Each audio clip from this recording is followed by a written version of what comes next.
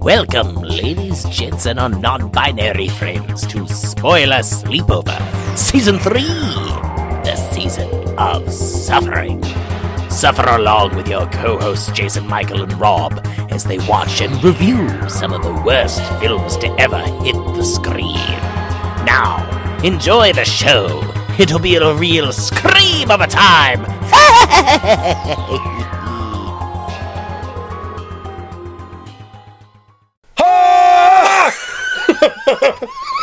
That wasn't even planned. Welcome back, ladies, gents, and our non-binary friends in person. Hi, hey, how you doing? I'm Jason Michael. And I'm Rob. We're actually together, see? We're real. It's real great AI. Anyway, we are back and here to finally end it all, the suffering. Suffering's over! I couldn't even get through it without saving that joke instead of people going, should we be worried? No, we're ending it. Yep. Okay. Well, here we are to talk about Season 3, the Season of Suffering. It has been just over a year of work. It's been a lot of hours that we wish we could have back. Yeah. We don't have any openers this week, as you heard last week in the Greasy Strangler, which, if you listen to that episode and or watch the movie, I commend you, and also you're sick. We're friends now. You're sick. I love that movie. Fuck you. So good. We don't have any openers because we have, as we did with our slime season wrap-up, which has been a minute since we talked about slime season. I honestly, we keep referring to it as season 2. I forgot we called it the slime season. It was... no reason. Yeah. This is the first themed season that actually had a proper theme of suffering. Until next season. Secrets. Until the end of the episode. Stay tuned. Don't fast forward. Just you fucking laughing. Just the whole time. My evil laugh. For a little look behind the camera here, my laptop is right there, and it slightly knocked the hard drive out. So when I hit record, it's like, hey, you can't do that. You don't have sufficient disk space. This motherfucker. And then I went over, fixed it, and then it was like, hey, would you like to record? That's funny. Fucking unhinged. Just the most...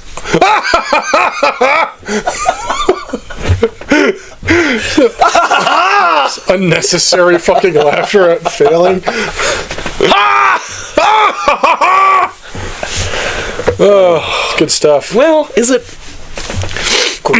Great stuff. Well, we have to go back to March 2nd. We have our phones for notes of all of our suffering episodes and some not suffering from Season 3. We could go back to January 26th of 2025 for the Season 3 reveal and Episode 40, the final episode for the Slime season, where we revealed in, I think it was like 14 minutes, what the plan was going to be for Season 3, and little did we know it was going to take over a year and many hours of our lives to fucking get through this bullshit. I had a good idea it was going to take a while. It was kind of the plan. Yeah, I know, but at the same point... There's a lot of suffering. Yeah. Fast forward 2 months after a break to March 2nd, 2025. I moved into a new house at that time. Yeah, it was great timing because just got back from Canada, moved, and then was in a different room. I'm currently in the basement right now. Was recording upstairs. Yeah. Yeah, with a look out into the woods. So, March 2nd, the Season of Suffering, Episode 0, basically just explaining, also, openers, the episode, but basically explaining what was going to happen during this season. And boy, howdy, did we have no fucking clue. Rob, we started with 40 movies. Two lists of 20, which we already explained at the end of the Greasy Strangler. There will be sloppy suffering seconds, or sloppy second suffering. A lot of S's. But that'll be up on Patreon, so some of the movies, please no. Please no. Yeah. There will be more movies that we will be talking about on Patreon. Patreon.com/ Spoiler Sleepover podcast, so you can go listen there if you enjoyed, you sick, twisted freak, enjoyed this season. Selena, we say it with love. It's just you. Now, March 2nd, we explained what the hell was going to happen. March 9th, we started with the very first dice roll, which was Rob's dice roll, Outback. I also realized I wrote 2015, and I've been saying it's 2015. It's from 2019. Yeah. Yeah. You haven't corrected me this entire season. But the story... Go back, I have. You just haven't corrected it, and so I gave up. That's fair enough. It's based on real events, and that actually happened in 2015. I think that's probably what fucking threw me for a loop. But Outback from 2015. I haven't gone back. I refuse to watch it again. That movie sucked ass. I have no urge to as well. And yes, it's sad that it was based on true events, but at the same point... It's even more sad that somebody fucked up their story so badly and it turned into probably more of a horror story than what they actually went through. The thing that I didn't really think about, because I didn't want to remember this movie by any stretch of the imagination... They're in the Australian outback, known for having like scorpions, snakes, big fucking gangly ass spiders. The only animal we see, kind of, is a jellyfish in the ocean, and that's the only like animal that does harm. They could have had so much other shit happen with animals in this movie. Instead, they died of dehydration. Well, he did. Died of dehydration and then drinking fucking... Pee-pee. Well, yes. I drink it to pee-pee. He drink it to pee-pee. Drink it to pee-pee. But also, what was it? The fucking... gasoline. No, it wasn't gasoline. It was like headlight fluid. Yeah. The coolant. Yes, the coolant. Thank you. In order to make more pee-pee for his wifey to drink and keep Make her it a alive. pee-pee. I drink it to pee-pee. You'll drink it to pee-pee. Now... At the end of each of these movies, some of them are going to be quicker than others, having brief talks. Would you go back and rewatch this movie is one of the things. Would you go back and rewatch this movie, or should it remain in the dungeon? Were we too harsh on it? Should this movie get a rewatch? No. No. No. I'll give myself a headache if I keep doing that. It's okay. I have Excedrin for that. Oh, stupendous. Hell yeah. Now, should it get released from the dungeon? No. It's. I don't have any urge to go back and rewatch it. It provided no horror sustenance in any way, shape, or form. Nope. It was just like, hey, this unfortunate thing happened. Let's make it a movie, and let's call it horror. Yeah. No. I mean, at that rate, you can call the Titanic horror. Yeah, but then the dude bounces off the propeller and it's a comedy. It's the funniest. I still haven't seen it. Dude, it's the funniest. I mean, I've seen that scene part. Of course you you told me about it. Just boom. Did you see this? And I was like, nope, I'm going to. It's great. Moving forward a week, next was my first dice roll, Frankenstein's Island from 1981. Rob, Yeah? you've already stated that you have watched this movie again. Yep. There is part of me that kind of wants to go back and rewatch it. You should. Really? Yeah. Oh. It has this, like, cult classic feeling about it. Thinking back, I can kind of see it. And it's, once you've seen it the first time, I feel like from the outside, we went into this going, this is already with the mindset of, like, this is most likely a bad movie. Yeah. So we already had that trajectory. It had John Carradine, though. Yeah. And it said Frankenstein. And it was stuck in our head that it was going to be bad. So we was on Tubi. We were already watching it through that lens. Uh-huh.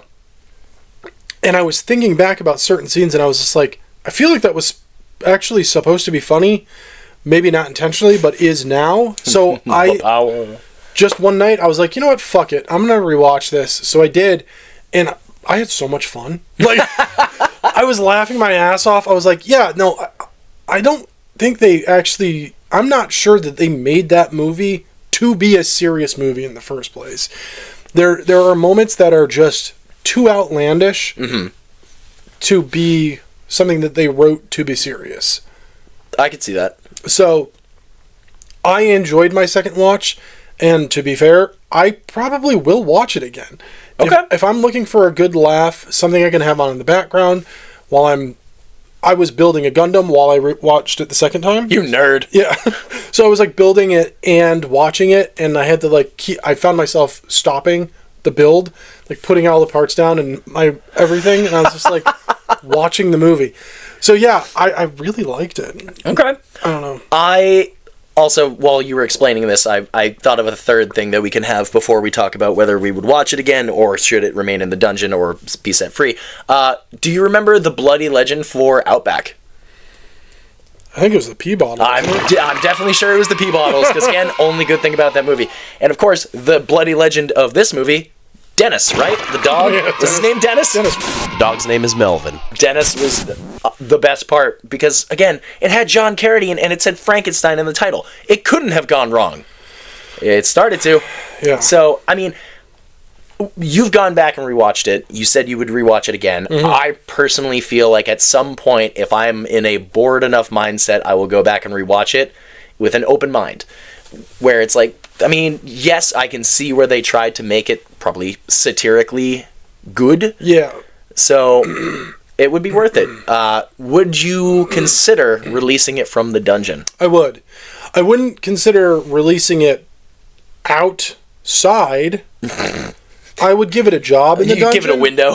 Yeah, well, I would probably make it like a maintenance worker or something like that. But like Like the greasy strangler Yeah. fucking cleaning toilets. they wouldn't have, they wouldn't be set free. We're creating a fucking economy in this dungeon, man. Yeah. We're creating a whole fucking job market and everything. I just think that this movie offers something to the greater public in a sense. It's whether it's unintentional or intentional, it's funny. Like, it's actually not as bad. So, I don't know. Yeah. Fucking turtlenecks and jeans. It's so fucking wild. Yeah. I would consider, again, I'll have to rewatch it. Maybe I could see it having a job. Definitely being released? No. Maybe being released? Maybe. It's a hard maybe with an asterisk right next to it. Yeah. Moving on to your second dice roll, we had Bad Ben from 2016, or, as you know, we've been calling it ever since, Best Ben, the first movie to get out of the dungeon. So good. I've been saying it, that I'm going to go rewatch, or watch this, and then watch some of the sequels. You've only said, like, watch 2 and then 3. Yeah.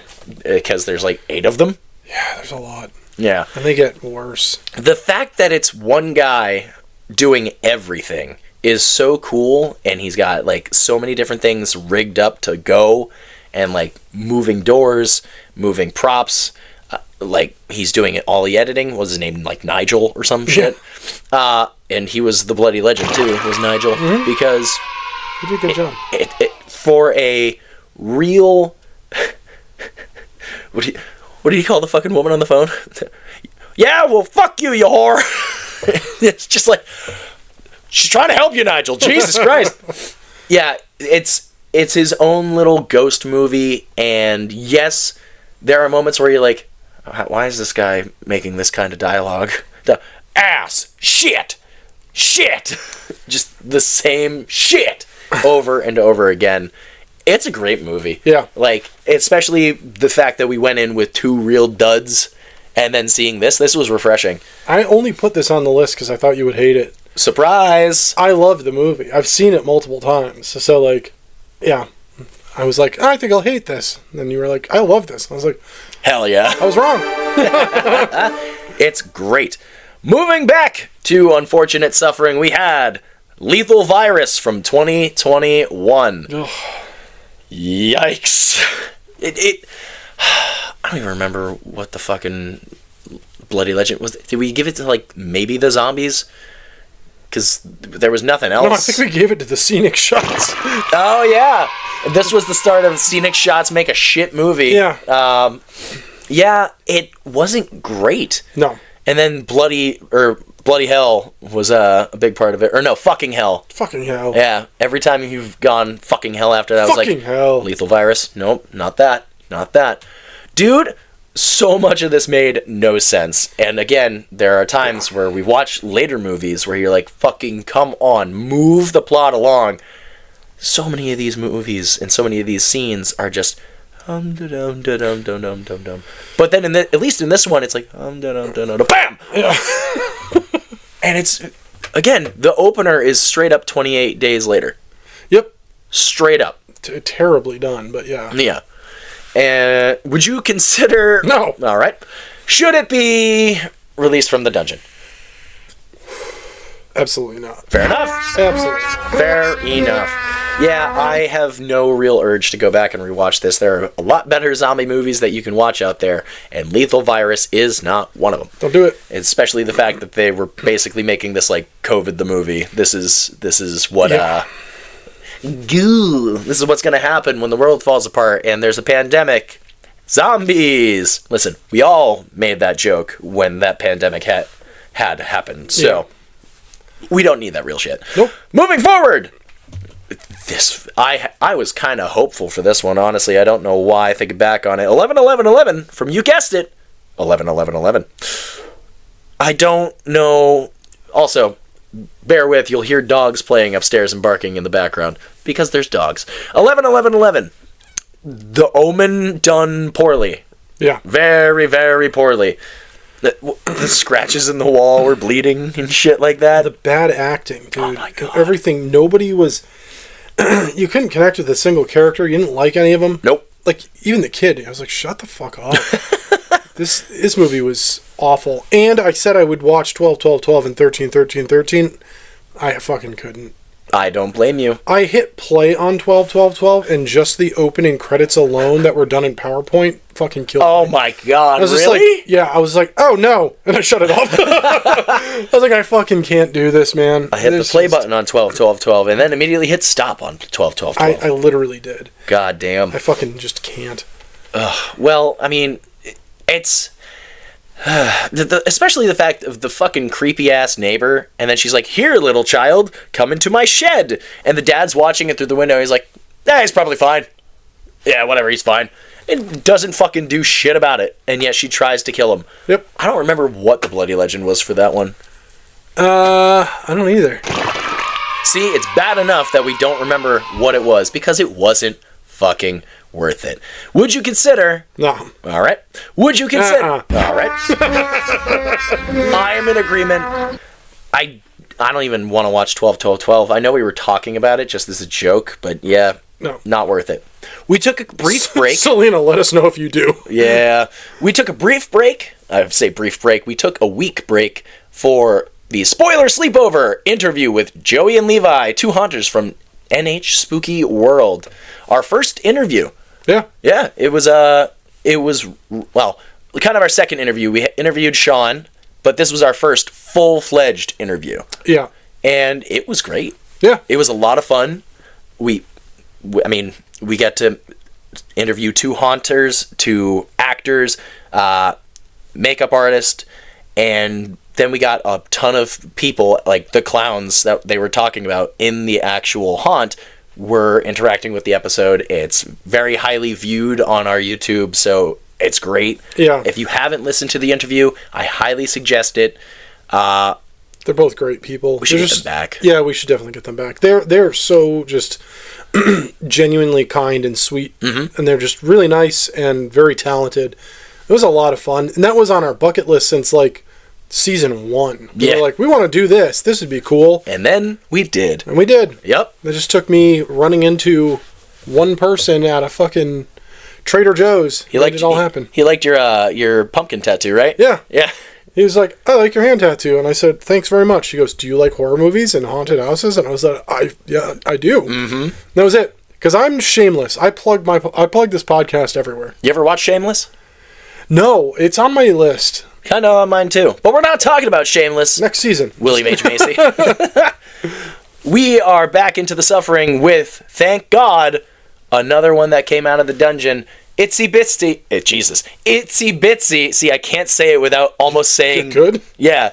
I can't say it without saying the good name Itsy for Betsy. it. Itsy Bestie from 2019. A spider movie. Our first creature feature of this season. That barely made it out. This was just it was very well shot. Mm-hmm. It was thought out very well. It was delivered horribly. Yes. But it had all the meat and bones there. It just none of it was connected, but it was palatable. It made my skin crawl every time the fucking spider was there. The bathtub. Yeah, the fucking bathtub. It's the thumbnail. I had a thought about that the other day, too. I was just like, the fucking spider in the bathtub. Every fucking time I said that movie, wrapping up the episodes during the season, all I could think about was the bathtub. Yep. Because it's just like, spider. Yeah! Fuck you! It's such a cool shot, too. It's like from the ceiling. It's so cool. And it's like, just like, should I move? Will she hear me? Do I have to kill her now? You should have killed her then because you didn't kill her later. Stupid bitch. The fucking bitch. Anyway, would you? I mean, the spider and the practical artists were the bloody legend for that. Yeah, I can remember what the fuck to call them there, but the spider definitely. Would you consider rewatching Itsy Bestie? I mean, I'd have to be in the right scenario, but yeah, okay. That's not ever going to be like one of those. I really have to be in a mindset for it. Should we do a Patreon episode, suckers? Listening right there. Should we do a creature feature like episode where we talk about, say, a bunch of shark movies, which we'll talk about one of them coming up? Should we talk about a bunch of spider movies like Sting, like that fucking French spider movie that's apparently supposed to be like Evil Dead but with spiders? Yeah. Eight-legged freaks. Fucking Itsy Bestie. Oh god. Thinking about it now, it's making my skin crawl. Like Sting. Arachnophobia. Oh. Again, that French film and Sting, I've only ever watched the trailers. I was like, yeah, I'm gonna fucking do it. I can't bring myself to do it. I've seen 2 scenes, one from Sting and then one I've seen the trailer of the French one. And watching them just make me go, nope. Like, bro, I have an irrational fear of spiders where it's like, I'll look at them and I'll go, oh, you're cool, you're fine. They're talking about remaking Arachnophobia. They're doing a remake. Keep talking. Don't do anything with it.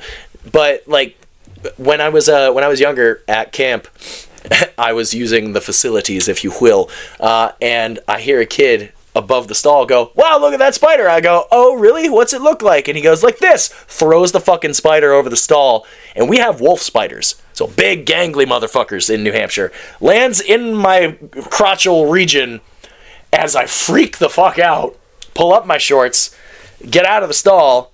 Couldn't find the kid to fucking punch him in the face. But I was sitting there like, something's still squirming. Kicked the spider out through a short pant leg and then stomped it into the side of the toilet. And that is the reason I strongly dislike spiders. Dude, I would have fucking Spartan kicked that kid right in the chest. Don't know where he went. I was a camper at the time too. Not a staff member. I'm not saying I'm gonna fucking chest kick a child. I would. That's why I don't work at a camp. I'd be like, get over here, you little fucking bastard. Bam! Yeah. That is Itsy Bestie from 2019. I think, again, if you suckers like it out there for a Patreon episode for our creature feature, we could call it Creature Feature Weekend. We just release it on a weekend. We're the only people to ever come up with that. That's the name of the fucking horror convention in Gettysburg. Well, moving on to a triple threat. All came out in 2018. The dice really had it out for us this rest of this month. Girls with Balls from 2018. Fuck Netflix. And the bloody legend of this is the only good part of the movie. The fucking headless dude who's just wandering around comes back later. So long later too. It just it's chef's kiss on such a piece of shit movie. It's incredible. The movie sucks so bad. It was a French movie, and then there was a translation, and then like maybe a redub where all 3 of them did not add up. Like, that's not the correct language. The subtitles are not matching up with what's actually being said. It was a fucking dumpster fire from the get-go, and it ended like, okay, cool. Yeah, just having like it gives you The Hills Have Eyes at first, and you're like, okay, yeah, it's been done 1,500 times. And they're like, just kidding, it's a cannibal cult. And you're like, what the fuck is happening? Makes no sense. They couldn't pick a lane. No. They start with a folk singer on top of the bus. Like, nothing about this movie fucking made any sense. Again, the subtitles not matching up with what is being said. My roommates watch Netflix and a lot of their stuff with subtitles, so I just kept it on because like I couldn't be fucking bothered. And then I was like hearing him sing things, and then just watching. It's like they're all gonna die. Shit's gonna go wrong. They're all gonna die. I was like, okay, pretty much. Yep. Bloody Legend. Yep. Headless Dude. Would you consider rewatching? No. Would you think it needs to be out of it? No. So far, we're pretty stuck to our guns in this season.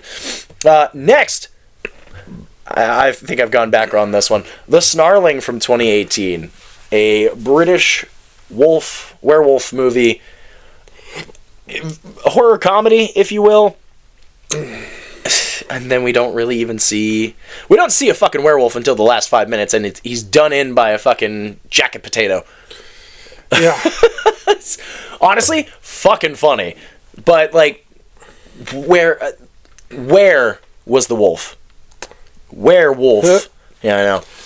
Yeah, it was terrible.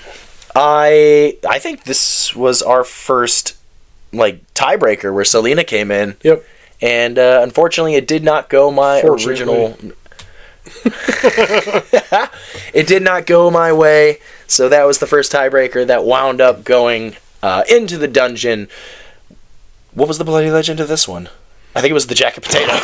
Probably. Yeah, the silver bullet. So dumb. Fucking, they're all clueless. There's not a good like character in this entire movie because they're all. Well, I mean.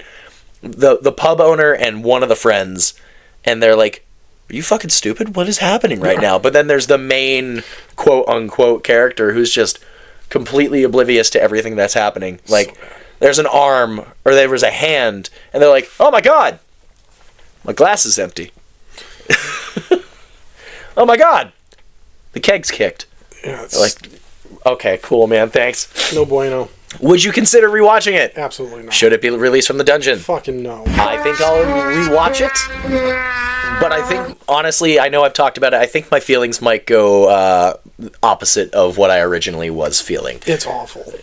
I mean, there's worse shit on this list. True that.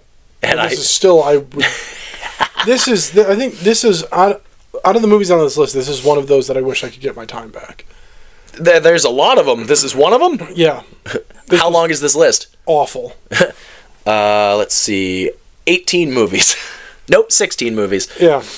Well, actually for you, it would probably be like 15, because there's one coming up from 2020 that you enjoyed that I was like, you're fucking wrong. Moving on to the hat trick, if you will, Six-Headed Shark Attack from 2018. Such a good movie. No, it's not. So much fun. It's sci-fi bullshit. It's so good. Dude, the floating lab was horseshit. It's so good. The floating lab, it's a raft with some tarps and a table. I loved it. It was so good. Oh my god. I have rewatched this, by the way. I was like, there's other movies, and I was like, I just want to rewatch this one again, just so I could watch it walk on its heads out of the water. That is the best part of the movie. It's adorable. If there is a six-headed shark plush, it should be when it comes out of the water and starts walking like that. Or at least have, like, posable heads. Exactly. Yeah, so you can just have it laying down or have it, like... It's so cute. I want to cuddle it. It's so fucking awesome. This movie rocked. This movie sucked. I watched it with my better half, and she was, like... disconnected the entire time. But the main guy who looked like Frank Grillo to me, she kept saying, reminded her of Buck from Ice Age, Age of Extinction. The, like, eye-patched weasel. Oh, yeah. And I could see it. Honestly, I could see it. There's part of me that wants to go back and rewatch it for shits and gigs. Do it. I don't think I'm going to change my mind. No. The Bloody Legend was definitely the six-headed shark because, specifically when it was out walking around, because it's adorable. Yeah. It's fucking cute, dude. It's like a big, deadly-ass puppy that belongs in the water. It's a real shame what I just looked at for episode 10. Yep, episode 10, and the start of our summerly break. we had Birdemic from 2010. What a piece of shit. That was my stomach saying, no! No, not again. Abso-fucking-lutely not. Nope.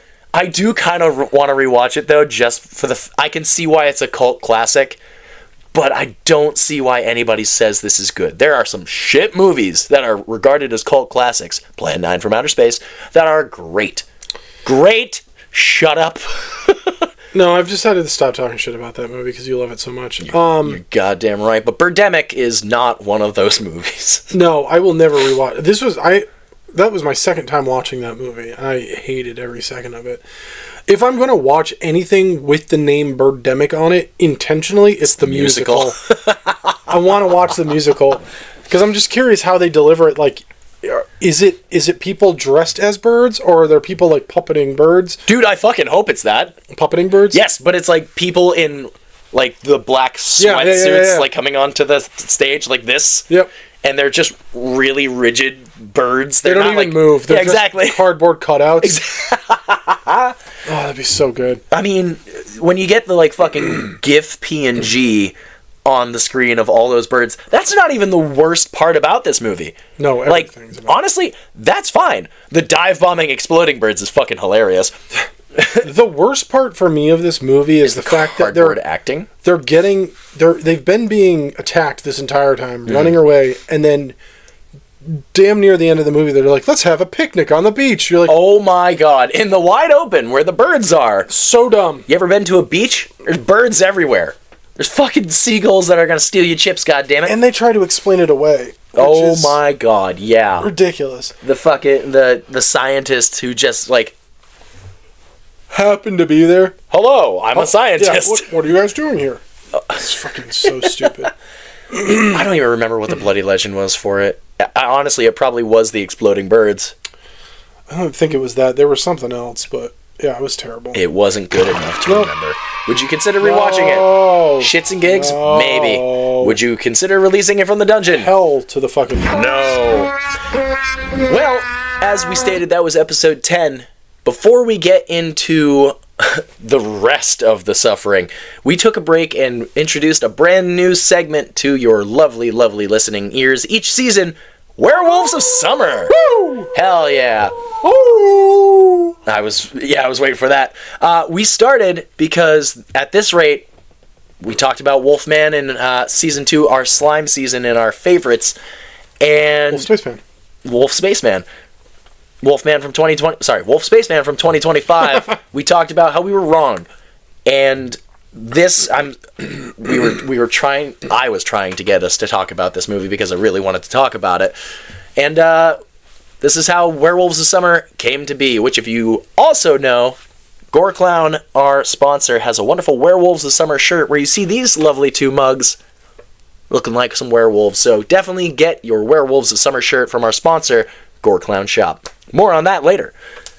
Wolfman 2025. There is no dungeon in Werewolves of Summer.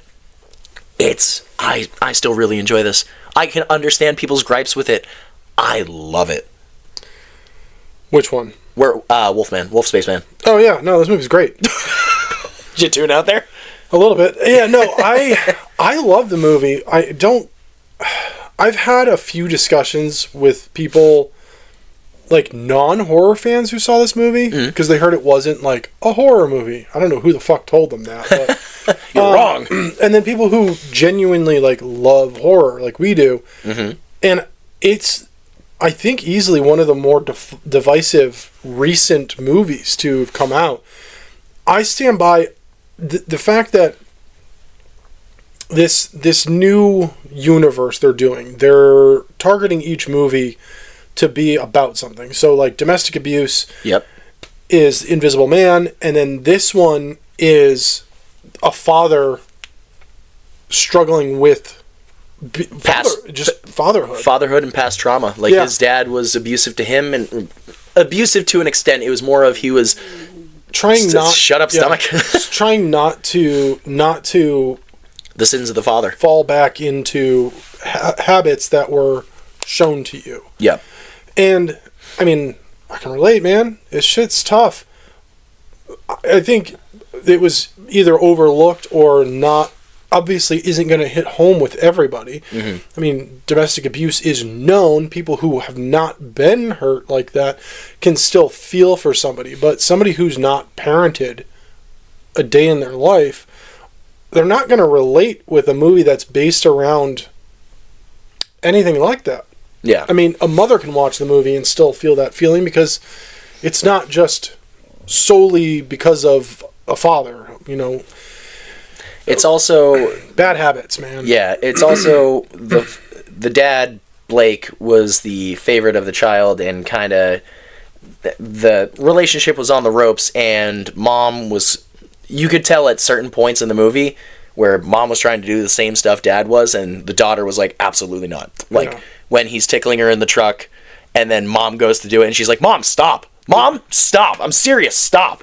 And then when eventually they leave Blake outside because he's like, he goes to distract the wolf, and she's like, you fucking left him. She's like, what? And it's like, no, you left him out there. He's in trouble. And it's like, no, I swear, I didn't. It's, I know we talked about it with Jordan when we talked about what we're looking forward to in The Mummy.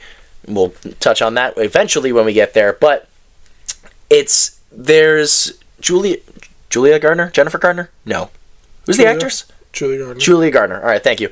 I have a back and forth on this. Yes, sometimes her acting is like okay, but then there's other times where it's like I think it's just the shock of like what the fuck she's witnessing, and then trying to still keep her relationship that's already crumbling together in this hellish being hunted by a monster. Yeah. Like Scape. I still love it. I watch it so many times. There's a house I've shown you. There's a house that's down the road where I keep referring to it as Wolfman House because it looks like it's up on a high rise and it looks like the house that they run up to, Blake's childhood home. So I enjoy it. Wolfman, Wolf Spaceman from 2025. Good movie. Good job, Blumhouse. Before we do run away from that, your original theory, I still could subscribe to, of it being like a mental disorder. Yeah. Like the fact of he's thinking he's a werewolf, he's envisioning that he's a werewolf, but he's just like, he's losing it, and it's probably affecting his family and coming out in different violent ways. I could totally subscribe to that idea. I get why they didn't do that. I mean, Blumhouse just mean like, this is the domestic abuse universal monsters. Like, yeah, you can't do two in a row. Lord knows what that would turn out with The Mummy, and I don't want to think about it. No, Stay tuned. Our second week of Werewolves of Summer, we continued with The Wolfman. This is The Wolfman, not Wolf Spaceman, The Wolfman, one word, from 2010, Benicio del Toro's Wolfman. I feel like every once in a full moon, I have to go back and rewatch this because I keep thinking, is it really as bad as I think? Yeah. Yep. Yeah, it's terrible.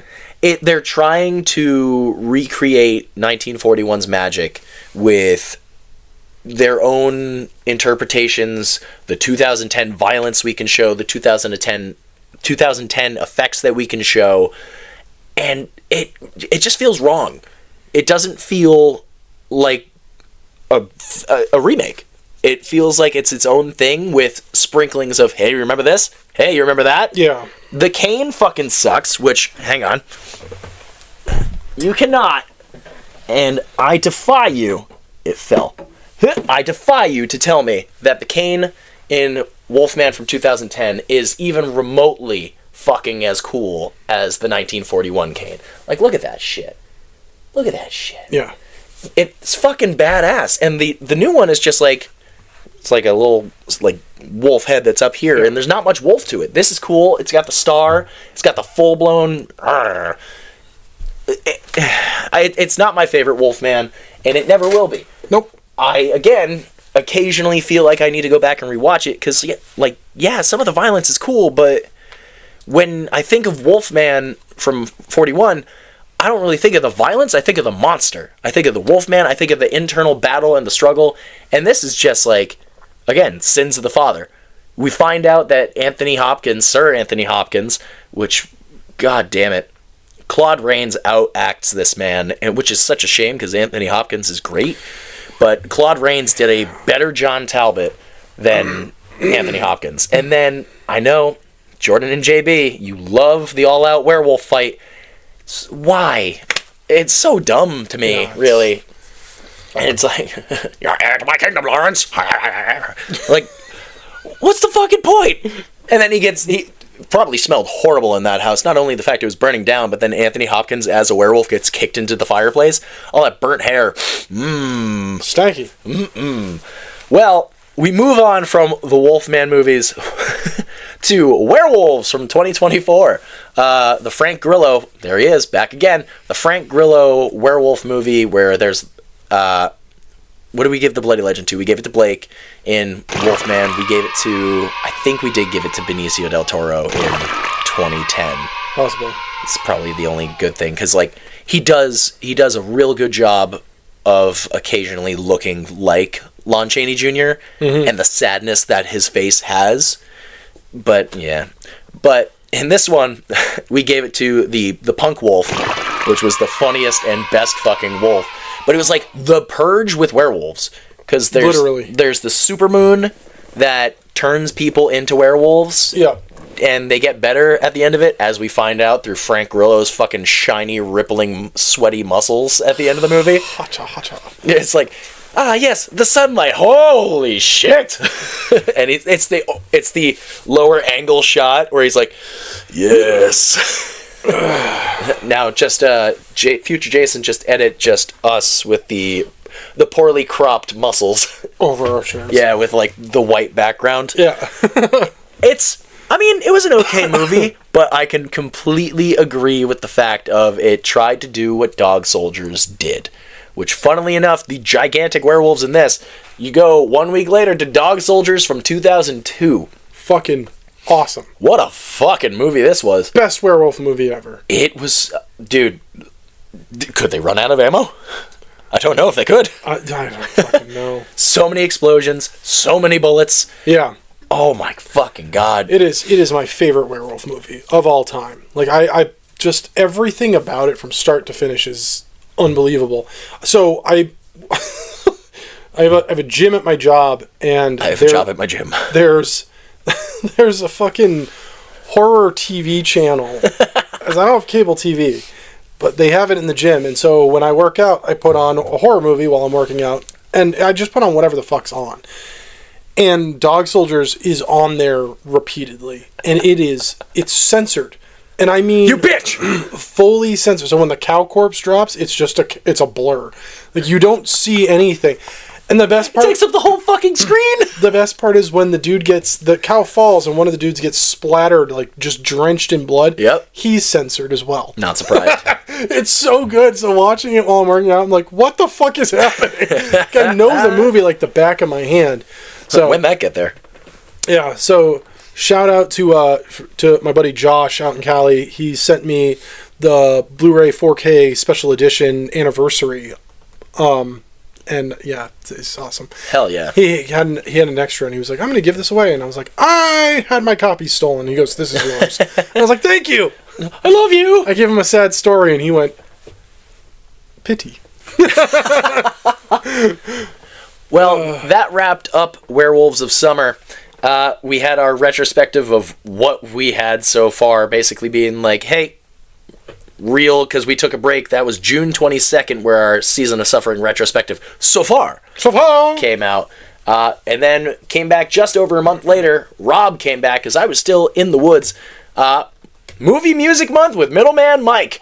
And guess what, y'all? What's up? That is also a returning segment. So, for Season 4, get ready.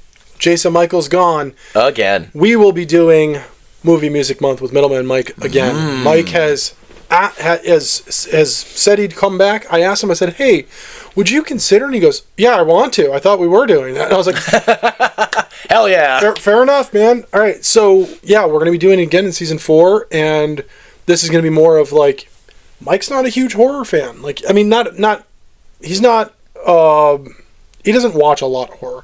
He's not opposed to it, but he just hasn't really gone out.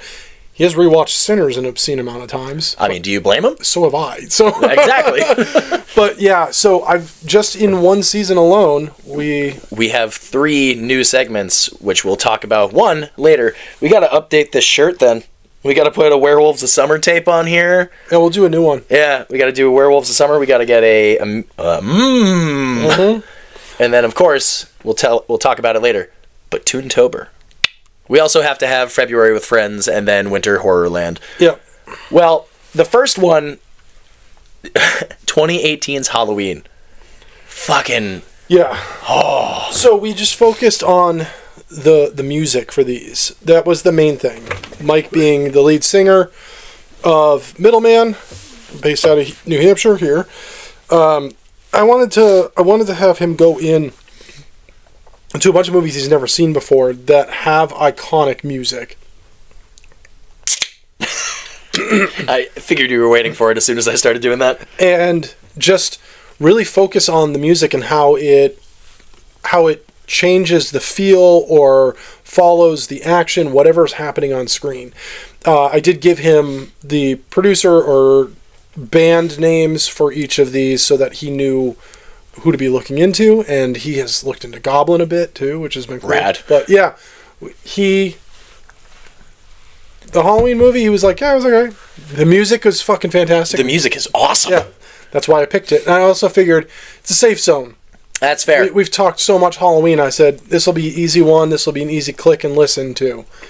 So, and then we jumped into 2015's Green Room. Love that movie. The most downloaded of those episodes. Really? Oh yeah. Yeah, that one's because it's not talked about enough. Like I still want to do an entire episode, you and I, on this movie somehow. But Green Room is technically not a horror movie, but really is. It's one of those really strange ones where it depends on who you talk to. Okay. Some people are going to say, yes, this is 100% a horror movie. There are other people are going to be wrong. Yeah, other people are going to be, well, no, because I can see it from both points of view. Okay. I completely agree with the people who say it's not a horror movie. I'm like, yeah, you're right. You're also not right. Like, nobody's right about this one. It toes the line very well. But goddamn is the music good. If you like punk and you like black metal, this is an amazing fucking soundtrack from start to fucking finish. All of the band members in the movie, the actors that play band members in the movies, actually learn their instruments, which is even fucking cooler. Not wrong. Although one of them already knew their instrument, so they had a leg up on everybody. I can pretend like I know how to play guitar by doing this. And this has the greatest actor of all time, Sir Patrick Stewart, is in it. Nicolas and Cage. he's the other one, yeah. But this would not be a good movie if Nicolas Cage was in it. No? No, God, no. This movie's so fucking serious. Like, there's no room for anyone going full cage. Mommy! Yeah.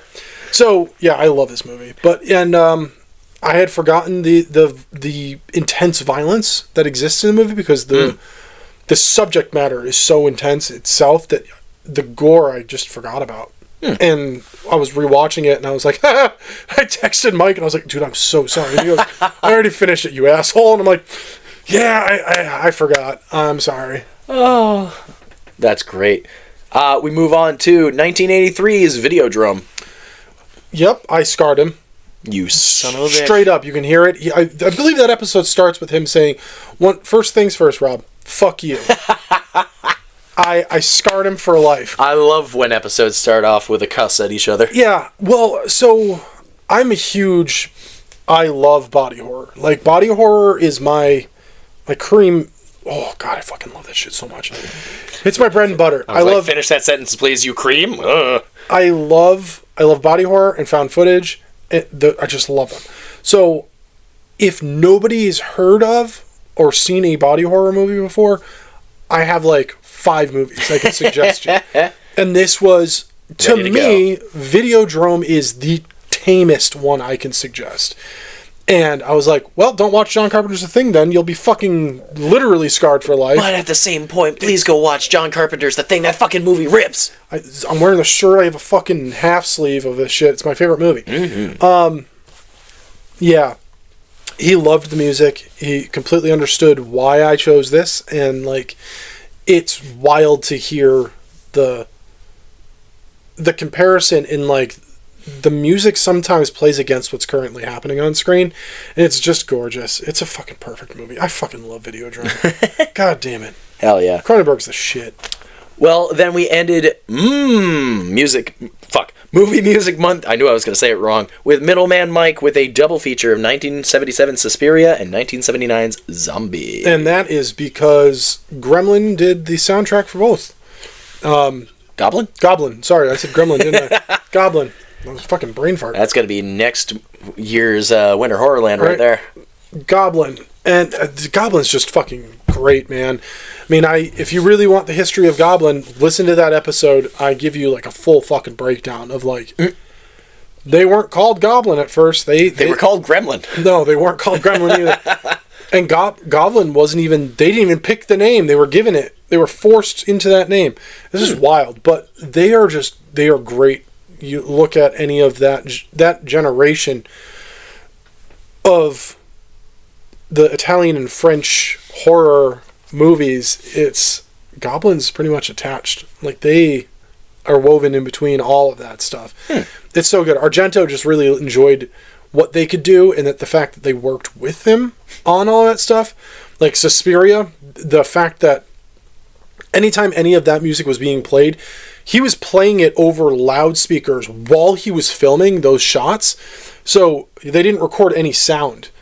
Oh. So he wanted the actor and actors to be like involved and engrossed in the music that was happening and actually react to what was currently happening. Like, that's how powerful Goblin's music is the fact that he was just like, no sound for this. We're not recording any audio for this shit. We're just gonna fucking... Hell yeah. We're gonna play this. I want you guys to act. This is the direction. This is what I need you to do. And action. And they played the fucking songs. It's unbelievable. Movie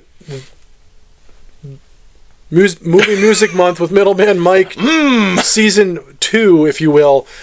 We are going to be hearing more, I'm sure. We're probably going to dive in and do another Goblin episode, just because there's so much more to talk about, because they do change their sound up, and it's really good. Hell yeah. Well, that ends Movie Music Month with Middleman Mike. I said it without even looking at it. Did you catch that? Good job. Thanks, man. Proud of you. Well, then we took about a week break, because then we're back, suckers. But before we're back, here's a word from our sponsor. Spoiler Sleepover is sponsored by Gore Clown Shop. Do you love all things horror? Books? Movies? Podcasts? Of course you do. Well, come on down to goreclown.com. Original artwork by an indie horror fan for indie horror fans. Use code SLEEPOVER at checkout to save 15% on your whole purchase. Oh, and did we mention? Gore Clown is the only place to get official Spoiler Sleepover merch. So don't forget to use Sleepover to save 15%. Stay indie, suckers! Did you enjoy that mid-episode break? Because goddamn, it was kind of like our mid-season break. Yeah! Kinda. Rob's cold. It's chilly in here, man. It's a tidbit nipply, is it? Well, as I said before, Season 3B, we're back. Looking forward to what we were going to talk about. But instead, we decided to push off the suffering for 2 more months. Because we had a lot of stuff we wanted to talk about, and then a brand new segment. You know, I'm just going to get into it. We came back September 7th, 2025, with our little, hi, we're back. This is what's going to be happening. Of course, you know, what have we been up to? Openers the episode, as we normally do during our breaks. Followed up by Screamboat from 2025. Not everything that David Howard Thornton does is great, but our Lord and Savior... What a disappointment. Damn. Yeah. And they're still making a second one for some reason. Yeah, did you see the movie poster's out? Fuck. It's got Minnie Mouse.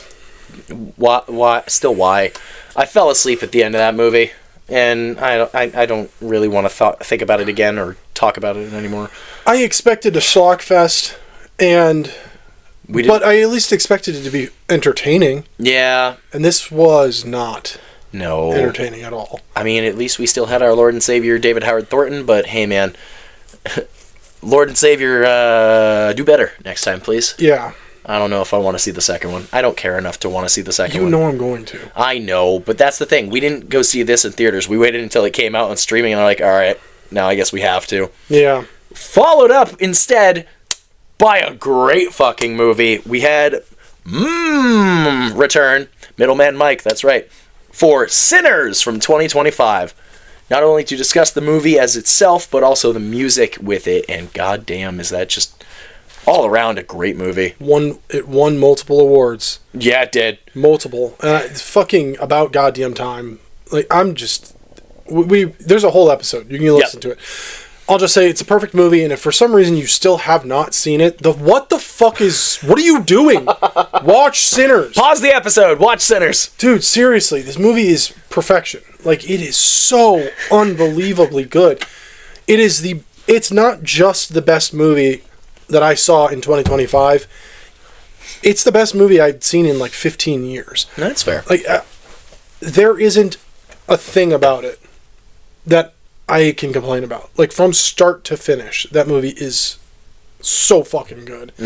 I rarely get this excited about, like, big studio films, especially ones, like, this shit got entered and won. Like, horror is starting to make enough of an impact. It's made an impact, but it's finally being fucking noticed. I know he's getting happy about this, but I'm scared at the same point. It's nice to see that horror movies are getting the recognition they fucking deserve. And the fact that this is the one that we got focused on, well deserved. Fucking perfect. 100%. Again, if you have not watched Sinners, you're wrong. Go watch it right now. We ended the month of September with a recording from the summer with Tahoe Joe 3 talk with Dylan Brown. Every time I say 3 now, it turns into the Crypt Sleeper. Just pops out every now and then. And I had my wonderful stand-in surprise co-host of Seamus Belial. That was...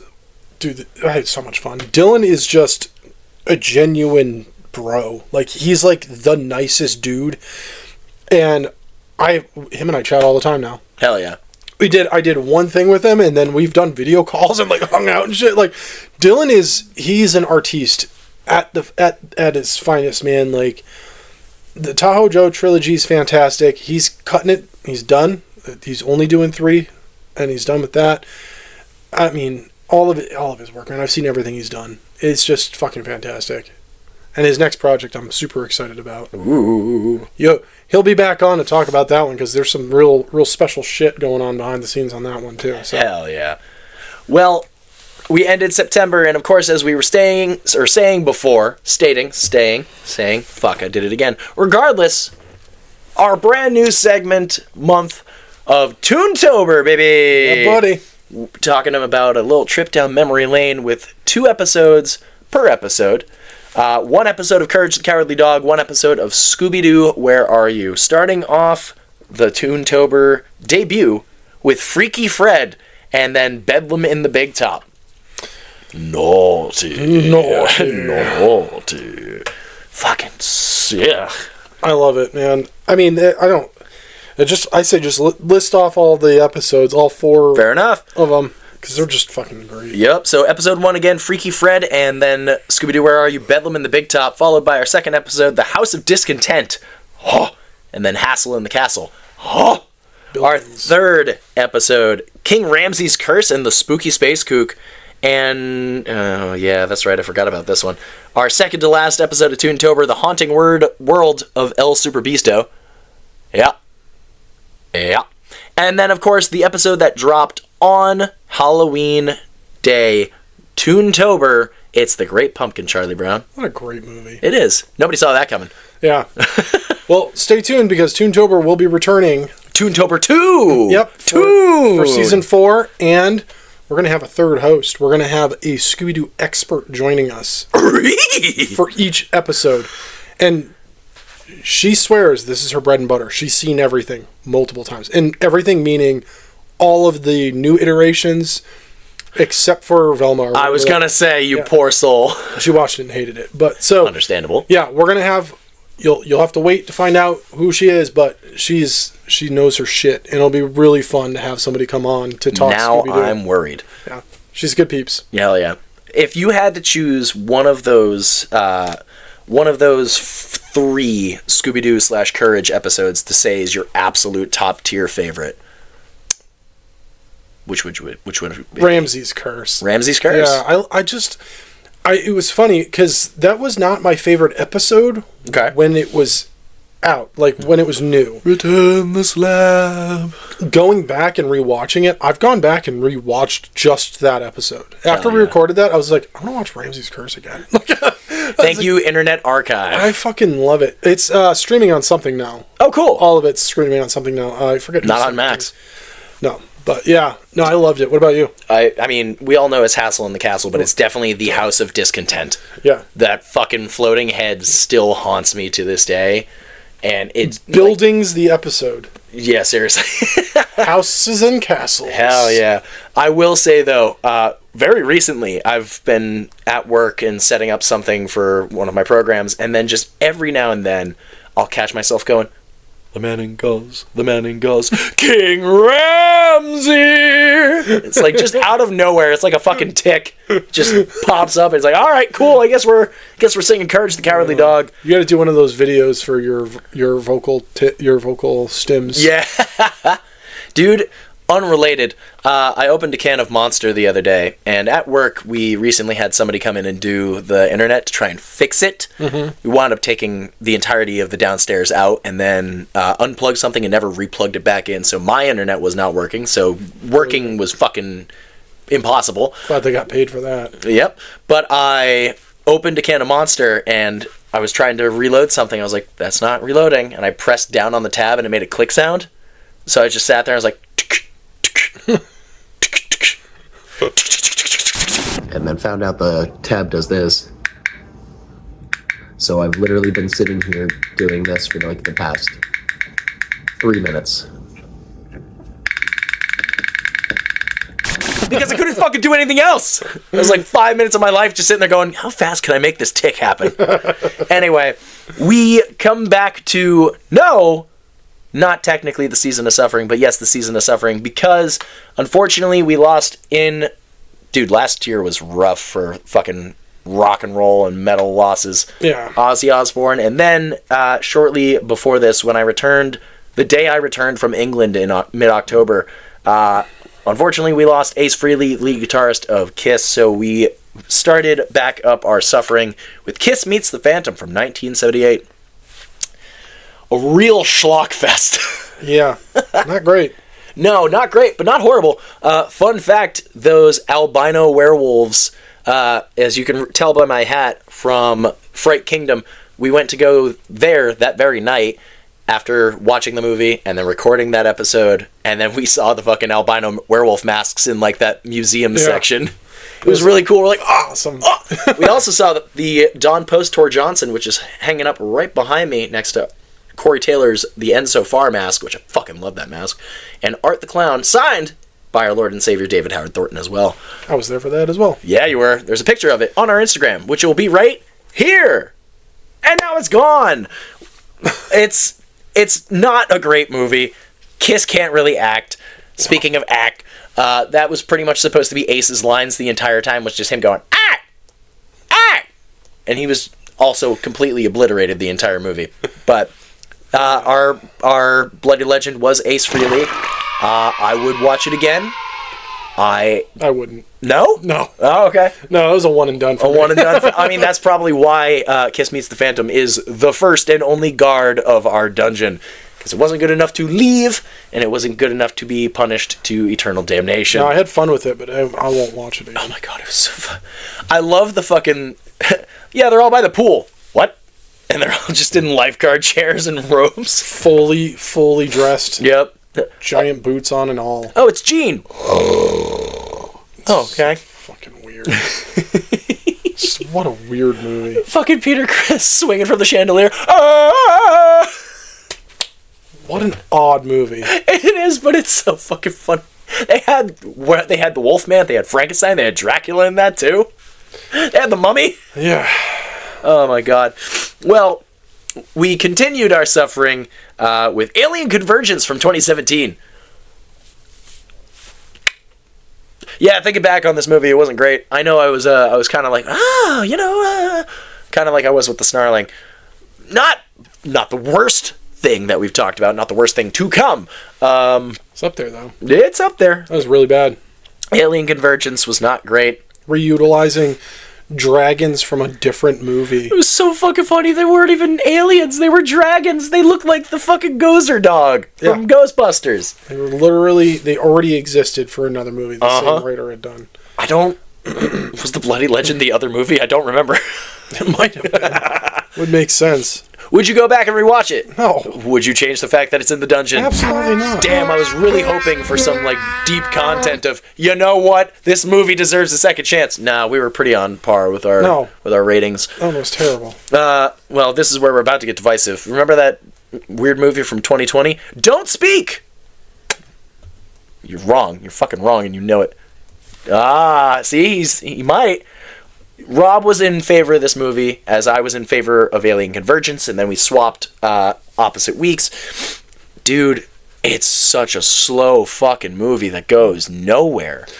I kind of liked it, though. I know you kind of liked it. And again, it was rough because we had Alien Convergence and Don't Speak were both tiebreakers from Selena. Yeah. And both of them wound up in the dungeon. Yeah, I mean, I still stand by. I think I got to give Don't Speak another shot. I think just watch it again to see. Maybe it'll change my mind. Watch. This was on my list of I should rewatch it again just because of the hatred that I was hearing.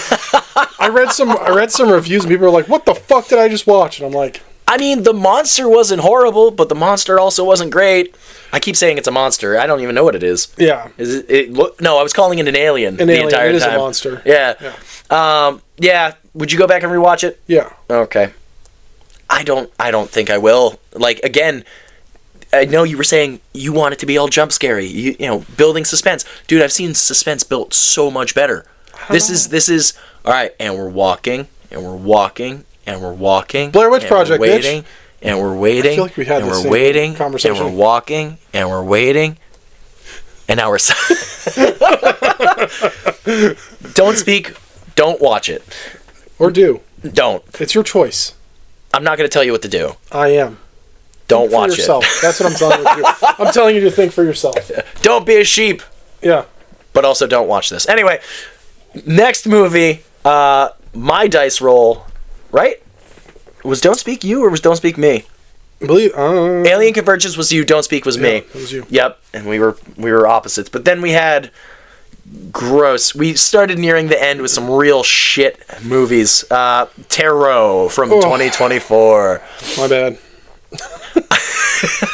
I will say, I did add it to the list knowing it was going to be shit. I liked that. I was just like, there's no way this is good. No way. No, the cards were the Bloody Legend because they were brutal. Yeah, they were great. Yeah, and that was the only great thing about that movie. Dude, fuck Netflix, but also at the same point, like, why do you make a specific tier of Netflix to, advertise this movie, but you have to make it a specific tier above the base tier in order to watch it? There's like a base level subscription for Netflix where you can watch some Netflix movies, and then the next level subscription, which is what this was in. Really? Yep. I don't pay for my Netflix. T-Mobile does. Thank you, T-Mobile. Not sponsored. Yeah, no, not sponsored at all, but I wouldn't have Netflix. I'm going to be honest. I wouldn't pay for Netflix. I don't. I rented the Netflix movies, except for Girls with Balls. I rented them on YouTube. So it's also, I wouldn't pay for Apple TV. But T-Mobile does. Thank you. T-Mobile pays for my fucking Netflix and my Apple TV. Speaking of Apple TV, Monarch Season 2's out. I was like, where the fuck is this going? That's it. That was it. Rad. Just my plug. Go watch Monarch. Yeah. So Tarot, the Bloody Legend were the cards. Terrible. It was terrible. Yes, absolutely. Like terrible. Yeah, it was not great.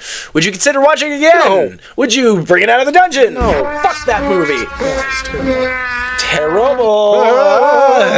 Well, it doesn't get any better because the very next week was my role, Mousetrap from 2020. Mouse Crap. I watched this movie once when it first came out, and then when the dice picked this one, I was like, I'm not watching it again. Fuck! Look, go back and listen to the episode. I say almost nothing. Yep. I was just like, no. Mm-hmm. Nope. You couldn't have paid me. There's not enough money in the world. That movie is fucking god-awful. Bro, it was not great. And it goes nowhere. It literally goes nowhere. It just dead stops. There's 2 more coming.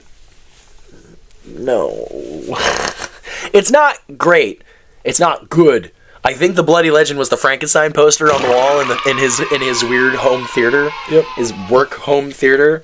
That's fucking hilarious that the movie was so bad that it was a movie poster for an entirely different movie. Yeah. We have a few of those.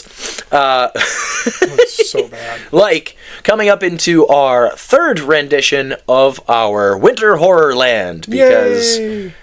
we really didn't want to suffer. We kept taking breaks and doing different things. It really just, from September on, was, all right, bunch of random bullshit we've been watching, and Sinners, and then Tahoe Joe, and then Toontober, bit of suffering, Winter Horrorland, bit of suffering, February with Friends. We really didn't want to continue watching things, but we had to end it eventually, and so we did. We continued our Winter Horrorland, starting with The Wolf of Snow Hollow from 2020. Yeah. Nope. Yeah. Nope. Yeah. No. The dude's a dick. Yeah. The wolf is not a wolf, but instead some taxidermist that... Stand straight up for me. That dude unfolds like a fucking anaconda. This shit was wild. I was just like, oh, he's tall. And I was like, God damn. He's still going. Oh, shit. He broke through the ceiling. And I'm 6'5", and that dude stood up, and I was like, ha! Wow. All right. I'm pretty sure the Bloody Legend was that guy in that wolf. The wolf costume was pretty cool. Yeah. The movie sucked ass. Yeah.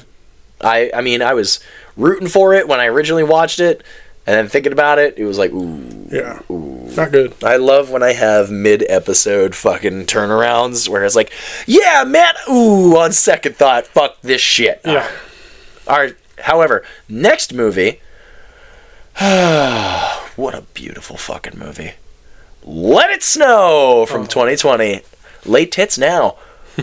Dude, I can't wait to watch this movie again. Yeah, seriously. It's so good. It's so eerie. The desolation. Again, the feeling of like great scenery and beautiful like overhead nature shots. Yeah. Yeah, just the whole movie. The tension build. I still think about that upside down panning backwards camera shot. And it's like, all right, and now turn. Where the fuck are we? The mountain. Yeah. It's great. This is a fucking great movie. Oh yeah, the killer's great. Really? The actress is great.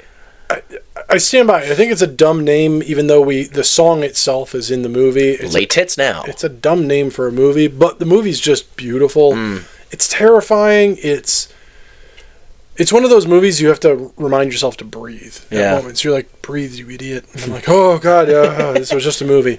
So actually, I think the Bloody Legend was a tie between the killer and then the fucking snowman, which that was horrible. Snowman was fucked. That was great. I loved it. So good. It was like, see, the worst part again, I know I said it in the episode, is like when I loaded it up to watch that movie, and that was the thumbnail was her standing in front of the snowman, and I was like, oh, that's weird. But then watching the movie, I completely forgot that it was going to happen. So at the end, it was still like a punch in the fucking stomach of just, oh shit, that's what happened. Holy fuck, it's so brutal. Lives. Let It Snow 2? The fact that she lived, I still don't understand. She dove off the cliff. Yeah. With her boyfriend Snowman, already like hypothermia, like fucking, what's it called? Frostbite. Jesus Christ. My brain was going snowblind, but also the fact of like, I was outside the other day and I was like, I can't fucking see shit. It was so sunny and I was like, ah! Yeah, like, I don't know how she survived. Again, me getting angry if it's like, put the fucking glove back on! Yeah. Ooh, look, a glove, and you don't have one. Take the glove! Don't put your hands in the water! She don't think so good. No. Well, we had, I love the bloody legend of our next movie because it's, The Thing wannabe Black Mountainside from 2014. Bloody Legend was John Carpenter's The Thing. Yeah. Yeah. Greatest bloody legend of Winter Horrorland. That had nothing to do. No, because nobody should have made this movie, let alone watched it. They should have watched this. God damn. Yeah, it was a real... I get what they were trying to do, but it was like literally, they were almost shot for shot at certain points trying to recreate The Thing. Trying, failing. Exactly. It's horrid. And then it just ends out of nowhere because at the very end, after we see the Wendigo deer thing, and then the dude steps in a bear trap, and then the movie's over. Mm-hmm. It's just like, boop, done. Cool? Maybe trying to give us the same ending of, like, what happened? Man stepped in a bear trap. Like the thing happened. Like the thing ends. You're like, oh, what happened? And we don't need to know, John Carpenter. 2 ladies already writing it. Fucking what, John Carpenter? Well... I'm real disappointed in you, John. Oh, but instead, go watch The Thing. Do it all the time. Yeah. It's the greatest movie ever. Every day. Anyway, we end our Winter Horrorland with Krampus from 2015. My second ever watch of this movie. My millionth. And I'm so glad we did because I really don't remember what I really didn't like about this movie. And then seeing it made me very happy. Such a good movie. It really is. I watch it every December. And since it's come out. And Krampus being our bloody legend because that's fucking... Oh. Yeah. It's a great movie. I love that movie. Unfortunately, we ended on a great note and dive straight back into shit, which we thought this was going to be good. We had a whole great name for this lined up that I censored because we can't tell you what it is now. Meat Cleaver Massacre from 1977. An Ed Wood movie. Yeah. Didn't know that when we started watching it. No cleaver. No meat cleaver. No massacre no either. Massacre either. And, I don't even fucking know what the bloody legend of this was. I think we gave it to Ed Wood, but we were like, why? Just why? Yeah, it was real unfortunate. This is a really bad movie. It really is. This was the one that I added to the list that I hadn't seen before that I was excited about. Because I read up about it and I was like, this is going to be so much fun. And then I was wrong. I was so fucking wrong. What a piece of shit. Dude, I was hopeful. It sounded like it could have been cool, and then it was just depressing. It was depressing. And made no sense. It was boring. Yeah, and it made no sense. No, I think the bloody legend was the fucking creature at the end of the movie because I think it was fucking hilarious. Oh, yeah, the green... What was it? Filing cabinet. Yeah. Filing cabinet. Oh, my God. Well, it didn't get any better from there because we went to Pet Sematary from 2019. Another movie that didn't need to be remade. And this was my second time watching this, and it sucked the first time, and it sucked the second time. Dude, again, I was hopeful in the very beginning of it. I was hopeful for way longer than I should have been. And then it really went downhill. And then I remembered the ending. Saw the ending and went, nope, fuck you. Yeah, sucks ass. I think the bloody legend was the original Pet Sematary. Because nothing about this was good. Judd wasn't good. Judd's death, my favorite part, and one of my favorite kills that always makes me upset and squeamish to watch, doesn't fucking hold up. Nope. It's just, ooh, it's 2019, we could be more brutal and show more shit, let's do it. You don't need to go over the top and gore. You can be as simple as you fucking want to be, and it's equally as effective, if not more than some things sometimes. I like the only moment of that movie that's I actually enjoy is the little girl's face turning into his wife, his dead wife. Because that's fucking haunting. I was like, this if the whole movie was like this, yeah, it'd be good. Just like the bear from Abomination. Abomination. The moment I remember bringing that up in the thing, and you're like, nope, shut up. We're not talking about that. Absolutely not. That's a fucked bear, dude. Oh, not Abomination. Oh, Annihilation? Annihilation, yeah. I did the same exact thing in the episode, too. Yeah. I did the same fucking bullshit. And you confused me that time as well. Like you just did now. I was like, Abomination? Gremlin? Goblin? Gremlin. Anyway, don't watch Pet Sematary from 2019. Yeah. Oh, yeah, hang on. Watch Annihilation. Yeah. Meat Cleaver Massacre. Would you watch it again? Fuck no. Should it get out of the dungeon? Fuck no. All right. Pet Sematary. Fuck no. All right. Absolutely. Oh, yeah, no. Yeah, we didn't say it for Mousetrap because you're like, no. No. Yeah. All right. No. Here we are fucking glimmer of hope towards the end. The Best Nun from 2018, based on every other 2018 movie we had on this list. Yeah. Man, was it great to have something at the very end just go, you know what? Yeah. Yeah. So I still haven't watched 2 or 3, but I did watch a clip from 3. Okay. Holy fuck. Okay. There's hope. Like, the clip was like just under a minute long, and I was like, yo, what?